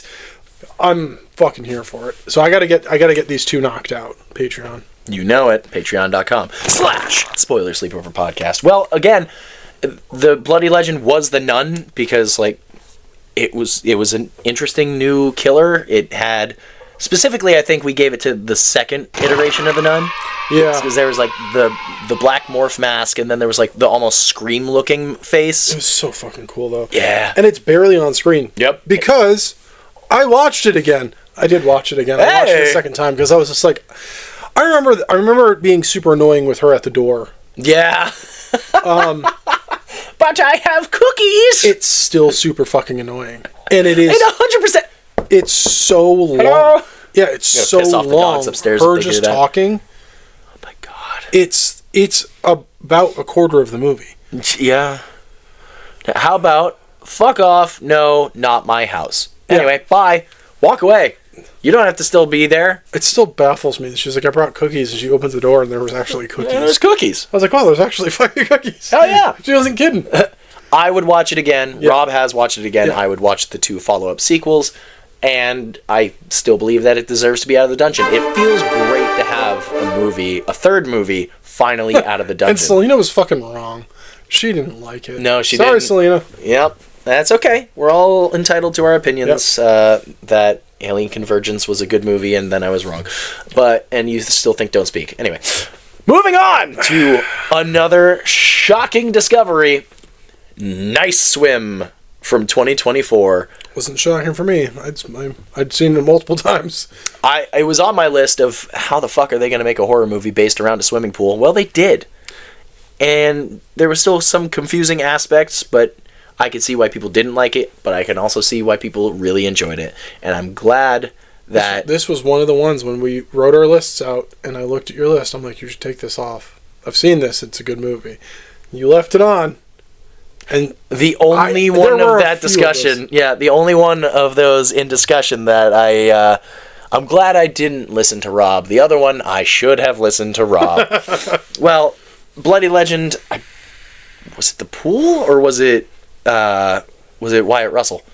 I think you give it to Wyatt. Yeah, because I mean he plays a great dad. Like he plays a very convincing dad. And again, him and the dad from Pet Sematary 2019, Jason something or other. I get confused when I look at them. They look very similar. Like Benicio del Toro and Javier Bardem. That's racist. And Jeffrey Dean Morgan. Why? They're both Hispanic. I don't know. Shut up. Anyway, we moved on to our final buffer before we wanted to fucking end this goddamn season. With February with Friends. We are in the home stretch of Season 3, the Season of Suffering. We had... the return of the original friend, conjuring the last rites with Christine. Our first time meeting her. Exactly. And we were talking about the 4th Conjuring movie. Yeah, 4th. Okay. The 4th in the Conjuring titles. Not Nun, not La Llorona. The final rites. Last rites. Last rites. You okay in there? No. The movie was terrible. I enjoyed it. I can definitely see why it was bad. But I enjoyed it. Again, way more than The Devil Made Me Do It. That's an entire discussion you've heard at nauseum. Yeah, I've never been... Now I know what it feels like to be, like, bullied. Yeah, Christine and I ganged up on you pretty hard in that. Yeah, it was pretty bad. It was great, though, because we... It was still fun. We chatted for, like, an hour afterwards. Oh, yeah, seriously. And it was fucking, like, midnight o'clock at that point, after I had just gone to the airport and then reconnected my phone because, we haven't even posted the pictures of what my fucking brutal black metal looking screen looked like after it fell 2 feet. Fucking stupid. Anyway, Bloody Legend of that was... I don't know, I left it up to you because I hated the movie. That's fair. I think we gave it to Christine, and then she's... Yeah. Anyway, I think it was fucking the smiley dude in the corner, or something like that. I don't remember. Yeah. No idea. No, it was last month, and I don't fucking remember. Anyway, followed up by the debut, the full-time debut, Spawn from 1997 with Selena! Dude, it's been a minute since I watched that movie, and it felt great to watch it again, because I remember having mixed emotions, but going back and rewatching it and being like, oh, fuck that, this movie rocks. Yeah, I deadass went out and bought a new copy of it. Hell yeah. Because I was like, this needs to be back in my collection. And it's back in my collection. Ta-da! Totally worth it. Dude, Great 100%. Great hanging out with Selena. Oh, absolutely. Getting to hear her full thoughts, and like, even though there were some moments of technological difficulties, it was still great. Yeah. No, it was so much fun. We'll have her back again. Oh, yeah. Again, I said it a bunch in that episode. Blumhouse, don't you fuck this up. Don't you fucking fuck this up. I am getting very irritated, though, because I still follow the King Spawn, like, Instagram page. Yeah. Dude, it's all AI pictures. It is. They've turned off comments, I guarantee, because people started going, this is all AI. Yep. I get it. Things are still in development. Like, I don't think the script is done. There's no release date. There's no teaser trailer. It's still Jamie Foxx attached to it. And Todd McFarlane's attached to it. And then you said McFarlane is now making the toys for it. Yep. McFarlane Toys they have the exclusive rights. And they've already released one teaser photo of, like, a chibi style. I mean, I'm here for McFarlane Toys making Spawn toys again. Yeah. But god damn it, stop releasing AI pictures of the goddamn movie, and maybe... I don't want to get into the conversation, but fair. Jason Blum did an interview where he said AI is the future of filmmaking and that he's not going to shy away from it. That's as far as it'll go. If you're curious, just Google it. There's an interview with him. And it'll enrage you as much as it enraged me. It's enraging me more because of something you and I just went to go see. Yeah. That pissed me the fuck off. Anyway, dude, don't fuck it up, Blumhouse, and stop putting out AI shit. Anyway, released a day early, a Saturday. Oh, unheard of. We released, well, actually, I don't know. We released stuff on Halloween, and that was like middle of the week sometimes. Yeah. We released Valentine from 2001 with the return of our original third host, Chris O'Brockie. What a fucking time it's been talking with that man. That was we deduced it was like 2 years since we had him on the show, and that was when we had the ability to live stream for Halloween 4. God damn. Yeah. You're going to hear a lot more from him in season 4. Yes. I'm just so glad that... I love... During and after, he's like, I just didn't want to talk as much because I normally take the conversation. I'm like, dude, that's why we have you on. Exactly. Like, just take the show and run. We'll be back. He's a fucking... Yeah, seriously. That's why you're the third host. He is a knowledge powerhouse when it comes to this shit. Like, we're just fans, and yes, we'll occasionally know these little tidbits. And, you know... For the masks, he's got the fucking cherub mask hanging out behind him. You hate it in a wonderful way. Fucking wild. It's so uncomfortable to look at. It's great. Yeah, Chris is just an amazing human, but like the knowledge that he has, like I'm a rather knowledgeable person. I like my brain is just a fucking steel trap for shit, but like why do you think he's always wearing a beanie over his head? Yeah. It's just exposed brain up there. I look like Brainiac. Same thing we do every night, Pinky. No, that's the brain. Brainiac. But I went the completely wrong route. No, yes, you did. Just for impression's sake. No, it was good. That was good too. Thanks. No, Chris is amazing. He knows in and outs and like small little tidbits. It's like I know that stuff, but then he knows it like 10 times more, and it makes me feel insignificant, and I love it. I love it. I love him. I'm excited that we're gonna have him back on. 100%. It's gonna be fun. You know who I also hope that we have back, and I'm very happy we had for the very first time, because you had one half while I was away during the first summer of our podcast. In season 1, you had JB from Camp Nightmare. Yeah. And we ended February with Friends with the second half. Yeah. Jordan Miller, writer, director, fucking producer, taller, almost as tall as Rob, sorry. Fucking He's an inch taller. He's an inch shorter than me. Yep, and you're gonna hold it over him, literally. Literally. Dude, The Only Ones. Oh, It's a great movie. it's so good. I've watched it 3 times now. 4 times now. Hell yeah. Right? Yeah, I've watched it a bunch. I've lost count, actually. I think you should watch it again and then call it 5. I probably will, man. Oh no, what a shame. I'll wait until I get to 6 times. 6 times! There we go. Thanks, man. It was a great time talking with Jordan, just like, and again, listening back to that episode while editing it. First off, didn't really need to edit anything because it was, I mean, I would have rather have done with an actual voice. I know I've said it before, but really, the day after that, I could not talk, and I went to work that day. Oof. Yeah, hardcore. I was using a whiteboard to try and communicate with people. That went well. But, dude, if we had to redo that episode, it would be if I had a better voice and everything else happens exactly the same. Oh, Fuck that. I wouldn't change a thing about that. No, it was great. Yeah. It was fun to get all of the insight. And you asked one of like the best questions. And if you haven't listened to the episode, you can actually watch the clip of Jason Michael had asked him about the characters, and Jordan just went in and was like, dude, each character's based on me in a different point in my life. Just not Jed with a gun. It was so... Or Jude who plays Jed. Yeah. Jed who plays Jube. Yeah. Anyway. Who's Jube? I don't know. Jube. Anyway. Hey, Jube. Yeah, we're not talking Beatles because we're going to get sued in some way, shape, or form. Anyway, we ended February with great friends, new friends along the way, and unfortunately, needless to say, the season of suffering objectively did not end on strong notes. We ended with Tarot 2 Ouija. I don't even remember if we gave a bloody legend to anything in that movie.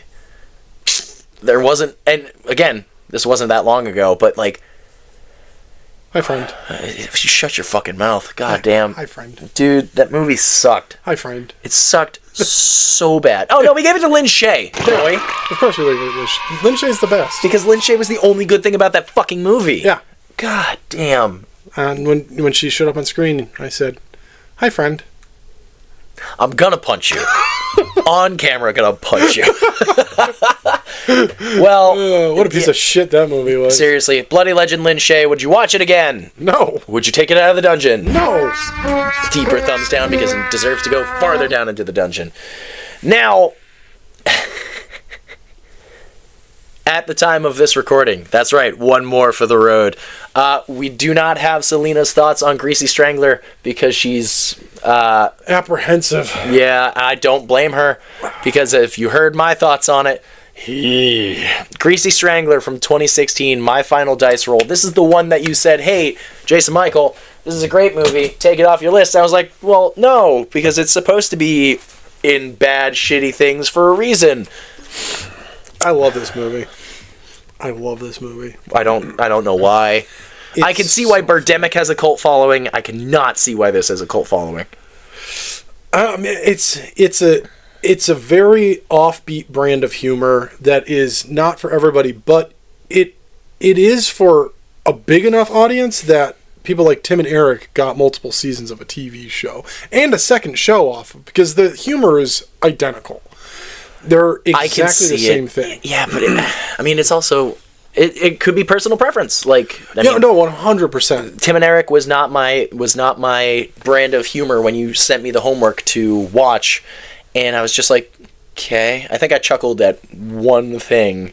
It was during the car thing, or like they were selling something, and he just goes, "He masturbates a lot." It's like, what? No, I don't. He masturbates a lot. I was like, okay, all right, that's kind of funny, something like that. But it was just the movie was gross and crude in so many ways.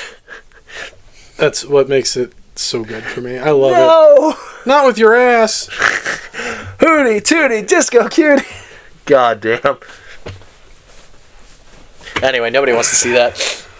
Jesus Christ. Yeah, I think at this point we should just have Selena not do it. Like just straight up be like, don't do this. And I think we'll just keep the Greasy Strangler as the Greasy Guard, because neither of us are gonna budge. Fuck no. No matter how much grease you put on me and try and slide me around. And Selena has suffered with us this whole time, and this is one of those. This is a step too far. It really is. That's even me saying it here live on the recording. Yeah. Selena, just don't fucking do it. It's gonna be a guard. Hang on, ready? We're gonna do a video. We're recording the episode right now. Ooh. Selena. Hi. Hey. We've made a decision live during the episode, and this is going to be in the video and the audio episode. You don't need to watch Greasy Strangler. Don't do it. It's okay. I love it, but don't put yourself through this. You're going to get scarred. No, it's so not worth it. If you decide to do it, bold fucking move. And if you like it, you know who to talk to. Not me. Him. I'm sorry ahead of time if you do decide to watch it. We know that you have suffered with us the entire season, and thank you for that, Selena. Yes. The suckers thank you out there as well. Rob. Yeah! Anyway, we love you, Selena. Love you. Can't wait for you to hear this episode and then go, oh, wait a minute, that's what they were doing. Anyway, don't go watch Greasy Strangler. Okay, bye! All right, we've warned her. So, yeah, I think... I stand by it. Like, if you'll know, if you know Tim and Eric, and that is your jam, you really enjoy that stuff. Strawberry or raspberry? Yes. All right, fair. It's probably grease flavored. So, horrible. Go check out the Greasy Strangler if that's your brand of humor. If it's not, then just avoid it. Honestly, and that's coming from me who loves this movie. What was the Bloody Legend? We put a warning at the front of the episode for a reason. And at the end of Ouija. Yeah, so, like, take that with a grain of salt and a shot of grease or whatever. Yeah. I'm going to punch you. I'm going to do it. This is the final episode of Spoiler Sleepover. With a finger poke of Porky's nose blood. Oh, God. Delicious. What was it the Strangler himself? Because it was like, you did it because I had given up when I hit record. I don't even remember. Yeah. Go listen to last week's episode. I'm so sorry. Yeah. Skip ahead. Oh my God. Yeah. And that, ladies, gents, and our non-binary friends, was season 3, the season of suffering. We did it! Woo! Jesus Christ, why did we do it? It was my fault. It was the dice's fault. No, the season's over. It was my fault. It was Rob's fault. Yeah. The season's over. We don't have to blame the dice anymore. This was my fault. The dice have been catching flack all season. Rob's just like, yes, good, excellent. I genuinely was... It came off of what we mentioned at the beginning of this episode, which was we themed season 2 with an actual theme, but then a visual theme, but they didn't go together. Yep. And that drove me nuts. Like and so a steering wheel in your pants. Yep. So I thought they have to go hand in hand. So initially I was just like, all right, well, it'd be funny to just watch bad movies, but how do we go about it? And then I was like, well, we could roll a dice. And I was like, well, that's Dungeons and Dragons. And then I was like, well, we could do a dungeon. And I was like, oh, it's suffering. That was my brain.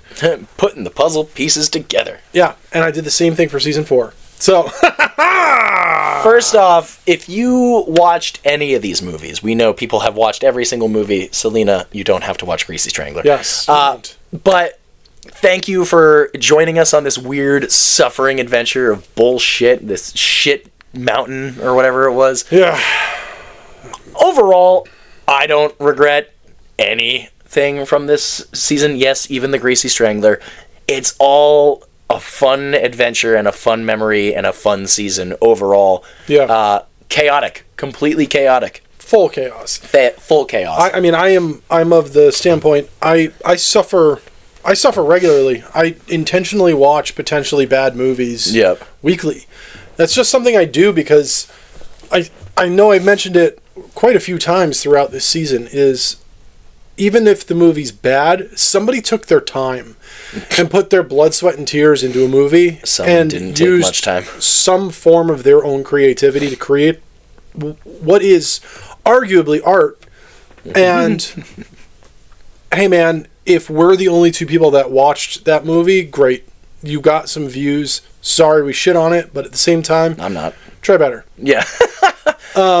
I will leave this up to you, because in a method to promote, again, the sloppy seconds of suffering, there are 20 more movies that we haven't talked about. Rob, would you like to give one of yours away from the list? Like, get rid of it? No, I mean tell the suckers one of the ones that they could have heard that they will be hearing on Patreon. I have it right here if you want to. I got it right here, too. Let's see. Oh, God. Oh, God. You know what? I'm going to go with this. Oh, no. Maybe. All right. I think I'm gonna give the big landmine away. Oh my god, dude, I hate you so much. All right, we'll have fun with it. I'm bouncing between three because I'm like, do I want to go with something that's probably going to be really fucking good, or something that might be in the middle of the road, or do I want to go with something that I know you're going to hate and I'm going to love? How about this? Can you roll a digital 20-sided die? I deleted the app. Son of a bitch. So I'm just going to go with the one that I think you're going to hate and I'm going to find a lot of fun in. Okay. And that would be Sharks of the Corn. Because that's a movie. Sure. And I think I'm going to have fun with it. Honestly, there's a bunch of shark movies on both of our lists. Yeah. And because there's like 1,000 of them. It's fucking easy. Goddamn. Dude, looking at this, it's like some of these I don't even remember putting on. Just I don't fucking even remember your looking landmine. Let's get it over with. Well, my biggest landmine, and there's still one more on there. My biggest landmine would have been Tom Cruise's The Mummy. No. We could have just said no. I could have brought up nothing about the season or sloppy seconds of suffering. And then I decided, hey, we're all going to suffer a little bit more. So if you want to suffer a little bit more with us after this, please consider subscribing to our Patreon, patreon.com/Spoiler Sleepover Podcast, and where you can hear us finally talk about that shit, even though I said I never would watch it. Yeah. It's not going to be like the normal episodes. We're just going to jump into the suffering. Yep. There won't be openers other than Selena's thoughts. It's true. So Selena will be joining us in spirit for Patreons. More so, I don't want to watch them. The other landmine you really don't want to watch. I'm so depressed right now. Just fuck that shit. Fuck Tom Cruise. Dude, seriously. God we damn. saw a movie earlier and the trailer started and then it said Tom Cruise and I went, nope. Yeah. Nope. Fuck that. Don't care. Well, in order to cure your end of season 3 depression, Rob, would you like to tell the suckers what, please, for the love of fuck, season 4 will be better than season 3? Season 4 is going to be a lot of fun. Like, actually fun this time. We are doing curated lists, but the curated lists are a lot of fun. The reveal of Season 4.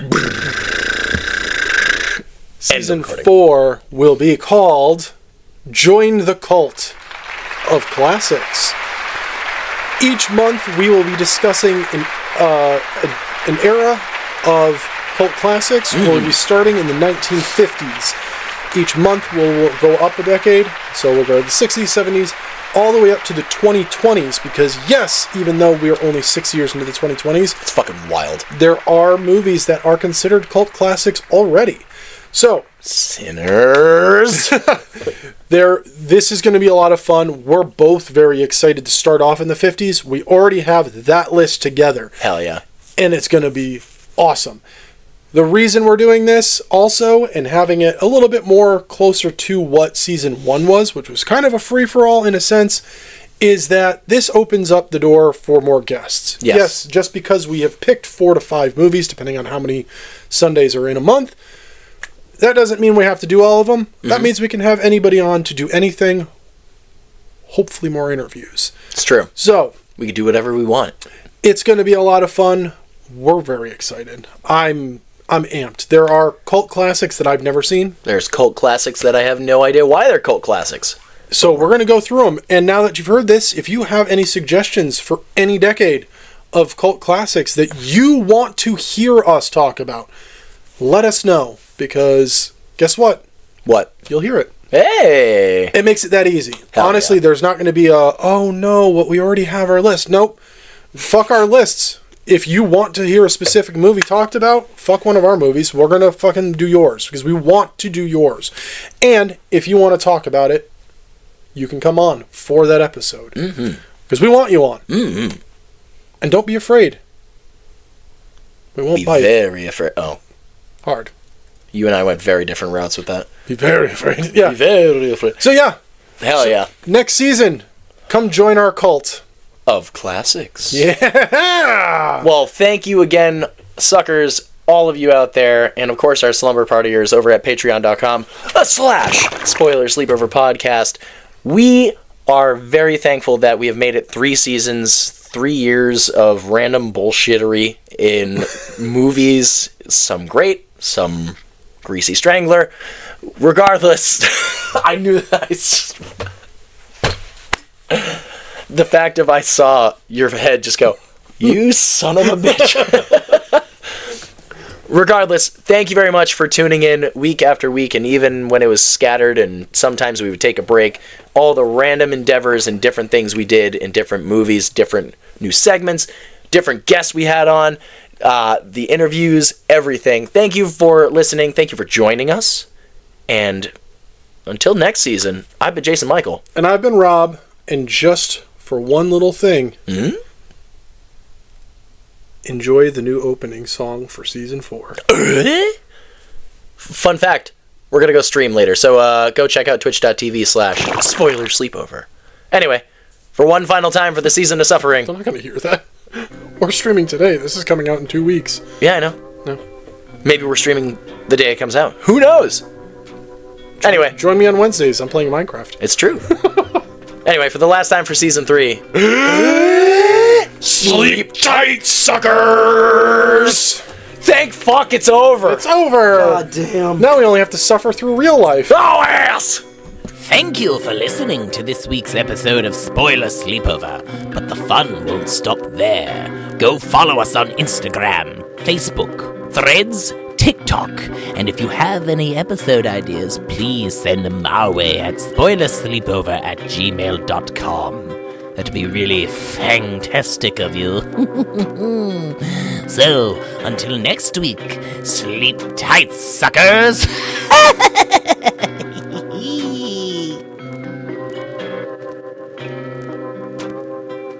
Spoiler Sleepover is sponsored by Gore Clown Shop. Do you love all things horror? Books? Movies? Podcasts? Of course you do. Well, come on down to goreclown.com. Original artwork by an indie horror fan for indie horror fans. Use code SLEEPOVER at checkout to save 15% on your whole purchase. Oh, and did we mention? Gore Clown is the only place to get official Spoiler Sleepover merch. So don't forget to use Sleepover to save 15%. Stay indie, suckers!